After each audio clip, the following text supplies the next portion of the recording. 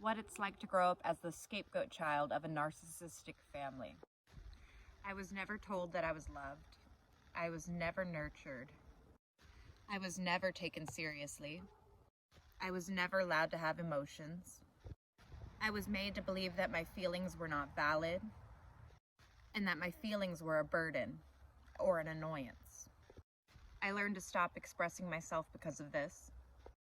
Expressing my feelings was not safe because I would get yelled at or being told I was too much. So I never had emotional support. No one ever cared how I was doing or how I felt. I was made fun of and picked on by my entire family. I was never taken seriously. My ideas were always seen as stupid. My aspirations were never realistic.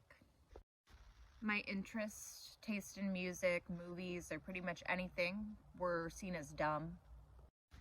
I was never allowed to be myself because of this. Growing up in elementary school, everyone loved me, but when I went home to my family, I was the most hated one. I was never taught to love myself. In fact, I was taught to hate myself. My brother abused and tormented me from a very early age all the way until high school. My parents would never intervene. I was only told to ignore him. When I would try to ignore him, he would keep pestering me and pushing my buttons until I was screaming and crying and going crazy. And then eventually I would get in trouble for screaming and yelling and causing trouble. This cycle repeated all throughout my childhood, and my family never protected me.